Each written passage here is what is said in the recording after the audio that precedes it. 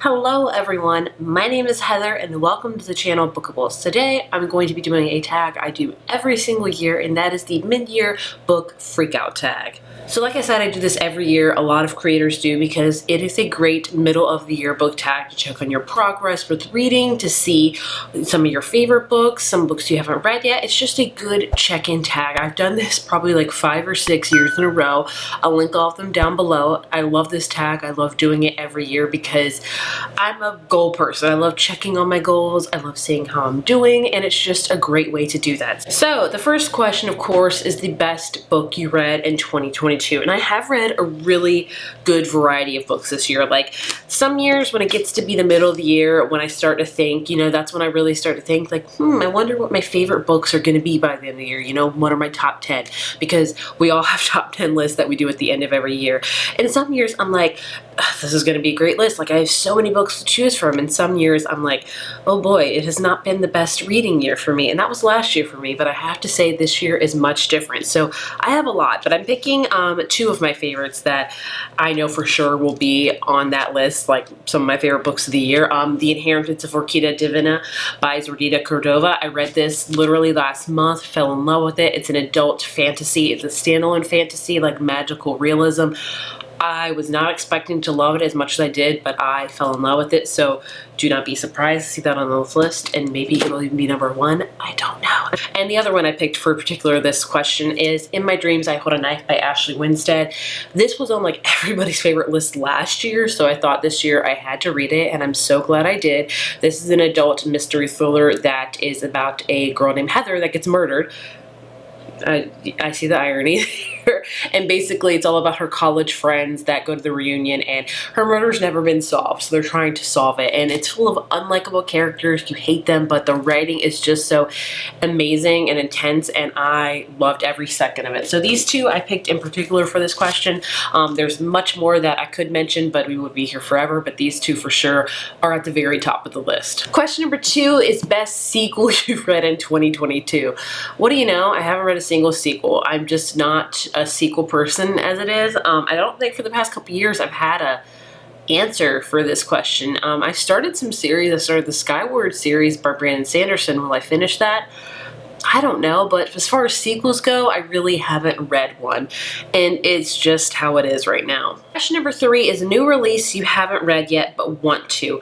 I have so many that I have yet to read. I should have grabbed them. Black Cake by Sherman Wilkerson is one of them. Breathless, this one is a new Book of the Month book that actually just got available at my Hold the Library, so I might try to read that soon. Just so many books that I haven't read yet that are new releases, like that came out this year that I just haven't met, that I haven't got a hold of. So those 2 in particular. I can't think of another one that's like really calling to me that's a new release, because I do try to keep up with new releases, but this year I'm also focusing on backlist, so that sounds kind of contradictory, but those 2 I think are the only ones. Next up is most anticipated release for the second half of the year. I have 2 that I'm really excited for. Number 1 is Spells for Forgetting by Adrienne Young. Like I said, you guys, I've talked a lot about this. It was magical realism. I saw Spells for Forgetting on NetGalley, and it's also kind of a magical realism, kind of spookier book, and I was like, this sounds amazing. It comes out in September. I have already an arc of it like on NetGalley, so I'm pretty excited about it. I hope it lives up to my expectations. And another one that I totally forgot and did not know was coming out is the 3rd book in the Beartown series by Frederick Bachman called The Winner. So if you don't know, Beartown is a series that I love and adore, and I guess I could say when I've read that one, I have read a sequel this year. It's out in November. But if you don't know, Beartown is an adult literary fiction series, and it's all about this town of Beartown where they focus on ice hockey, and a rape happens in that book, and it kind of splits the town in 2, and it's just a really intense series full of characters that are amazing, some that are horrible, and it's just a beautiful series. It's my favorite series, like books by Frederick Bachman, hands down. I've read all of his books, but I love that one, so I'm very, very much anticipating The Winners. Then we have biggest disappointment. I actually have a few of those this year. 2 in particular are by authors that I really enjoyed books I've read previously from, and I was very excited for their new books this year, and sadly both of them were big disappointments to me. The first one being The Paris Apartment by Lucy Foley. You guys know I read her book, The Guest List, a couple years ago, so and loved it. It's one of my favorite mystery thrillers, and I just enjoyed it. So I was very much anticipating the Paris apartment, and sadly, it did not live up to me. It was just kind of boring, not a lot happened. It is a disappointment to me because I love The Guest List so much, but I have read another Lucy Foley book, one of her earlier ones called The Hunting Party, and I loathe that book. Gosh. In fact, this kind of reminds me of that, where it's fully unlikable characters and I did not care what happened to them. It was kind of the same vein as this book right here. So, you know, I was really anticipating it and was hoping to love it, but sadly I didn't. Much like The House Across the Lake by Riley Sager. I've read all of his books as well. You guys know he's written some of my favorite mystery thrillers, so I'm always excited to read a new book by him.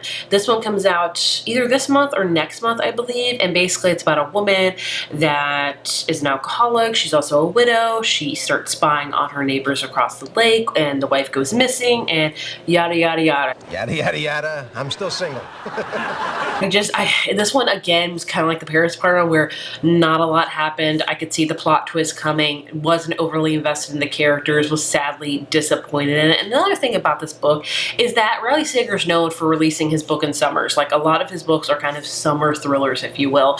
But this one is all about the house across the lake, and you think, great, it's about a lake house during the summer. No, this takes place in the fall, so I found that to be a kind of missed opportunity, but maybe that's just me. But those two books I really wanted to love because I've loved books by those authors before, but sadly they both disappointed me. On the opposite end of the spectrum, we have Biggest Surprise, and I have two for this one. Number one being Jar of Hearts by Jennifer Hiller.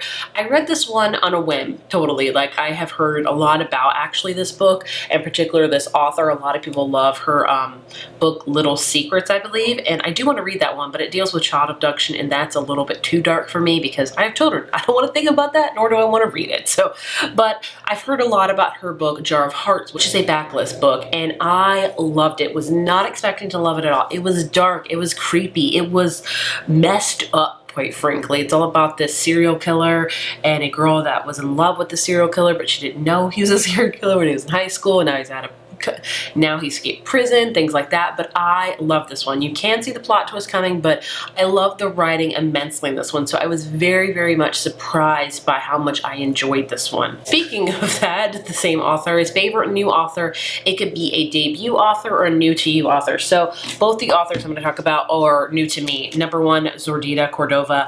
I love the way she wrote. I need to read more of her books, so she is hands down my new favorite author, as well as Jennifer Hiller. So I read her first book I read by her was Jar of Hearts, loved it, but then I read her new release that comes out in a couple months, and I think that's called Things We Do in the Dark. Very disappointed by it. I could also put that on my big disappointments list. I just found that kind of boring, but I still enjoy the way she writes, and I definitely plan to read more of her backlist books. I think she's written The Butcher, which I've heard a lot of good things about, and I can't think, maybe Creep or Freak or something like that. I don't know. But either way, those two authors are authors that for sure are new favorite authors for me. I love both of books I've read by them this year, and I want to read more by them, which is what attributes a new favorite author for me. Next up is newest fictional crush. I don't have one. I never really have one. There's not, you know, I feel like my time of fictional crushes has come and gone.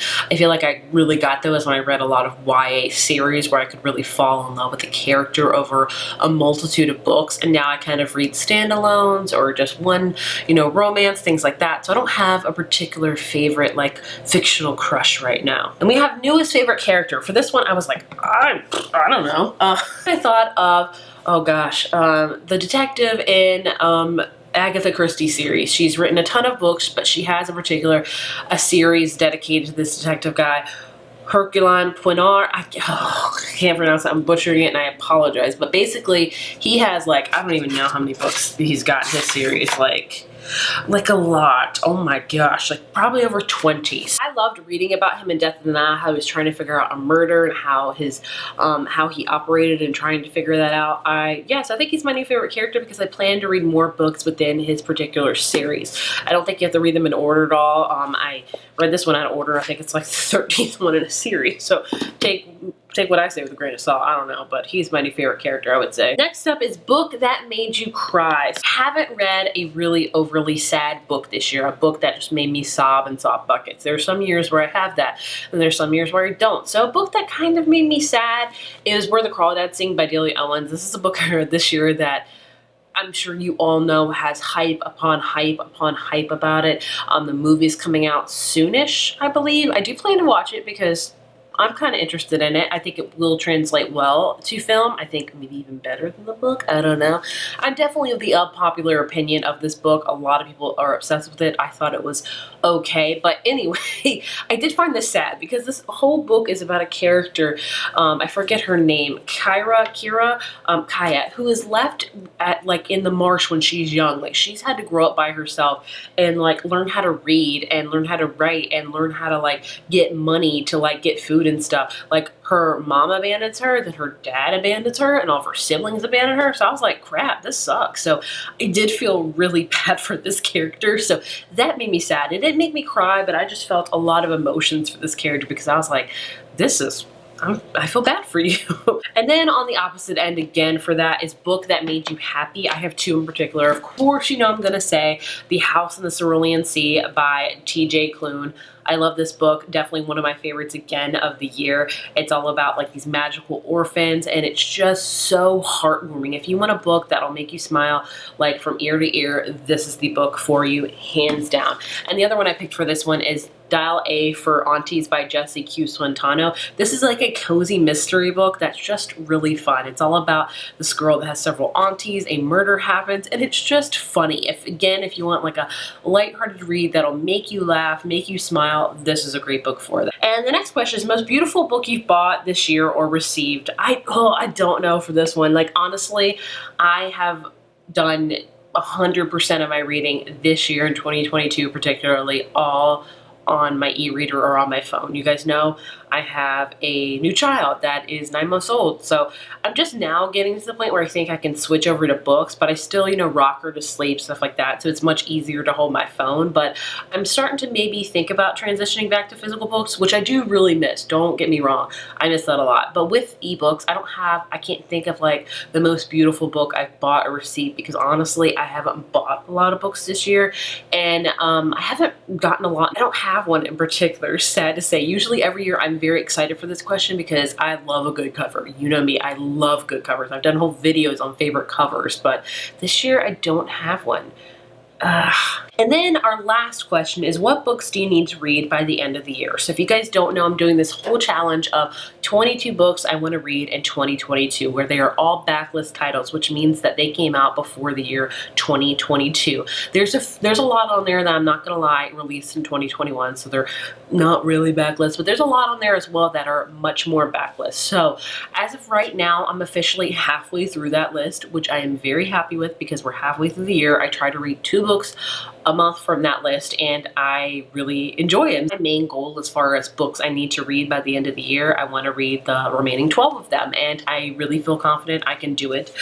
So those are for sure my top priority. There was the mid-year book Freakout tag.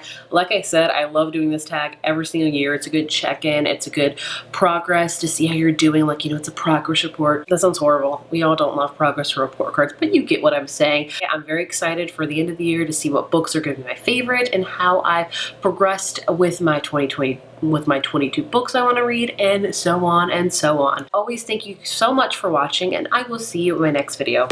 Bye.